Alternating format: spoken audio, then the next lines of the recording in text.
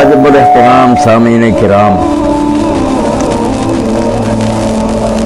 آج سے کئی صدیاں پہلے عالم اسلام میں ایک برگزیدہ شخصیت گزری ہے جنہیں ہم مولانا جلال الدین رومی رحمۃ اللہ علیہ کہتے ہیں۔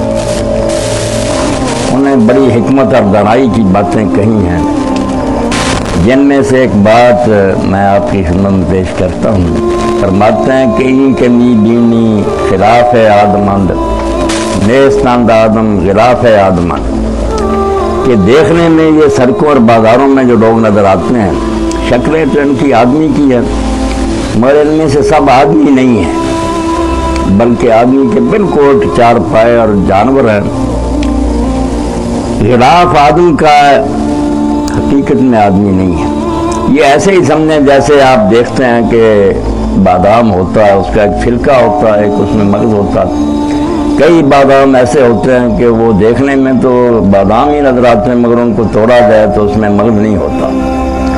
ایسے ہی بہت سے انسان اس زمین پر ایسے رہ رہے ہیں جو کہلاتے تو انسان ہی ہیں، ہے زیادہ تعداد انہیں کی، اور قرآن مجید نے ان کی شکایت کی ہے یا کرونا کما تاکلنا، کہ وہ اس طرح کھاتے پیتے ہیں جیسے چار پائے کھاتے ہیں، کھایا پیا سوئے اور بچے جنے، اس کے علاوہ ان کا کوئی مقصد نہیں ہے۔ آدمی نہیں ہے، آدمی کی شکل ہے ان کی۔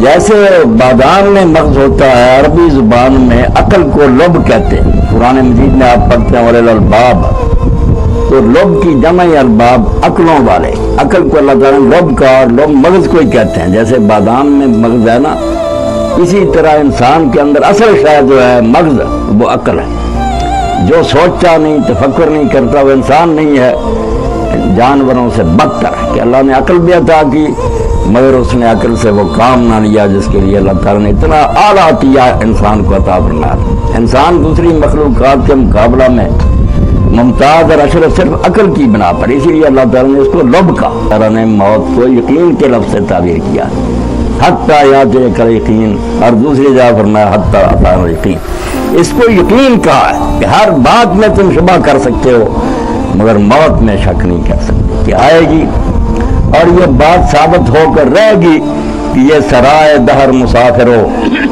بخدا کسی کا مکان ہے۔ جو لوگ مقیم تھے کل یہاں، کہیں آج ان کا نشان ہے، چلے گئے۔ اور ہمارا بھی حال یہی ہے کہ ہم بھی کسی دن جانے والے ہیں، ہزار آنکھیں بند کریں مگر وقت آئے گا کہ موت ہمیں اس دنیا سے جبرن لے جائے گی۔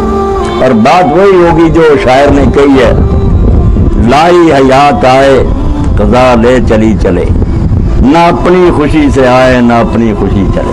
کوئی اپنی مرضی سے پیدا نہیں ہوتا، اور اگر ایک لمحہ بھی چاہے نا کہ میری زندگی لمبی ہو جائے، نہیں ہو سکتا۔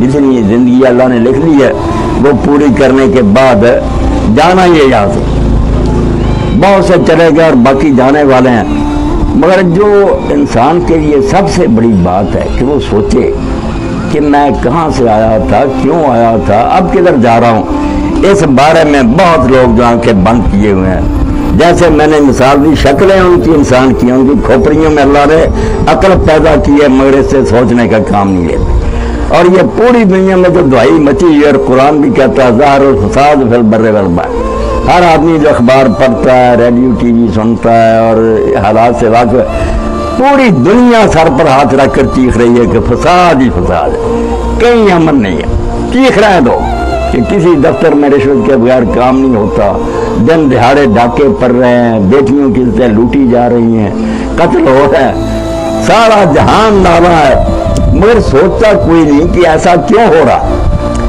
کوئی حل ڈھونڈتا ہے کہ فلاں قانون سخت کر دیا جائے، پولیس کو مراد زیادہ دے دی جائیں، ان کو گاڑیاں اور سواریاں دی جائیں، مگر آپ سب لوگوں کا مجھ سے زیادہ تجربہ اور علم ہے کہ جو ان کو اختیارات مل رہے ہیں ظلم بڑھ رہا، کوئی عمل نہیں ہو رہا، دنیا رو رہی ہے۔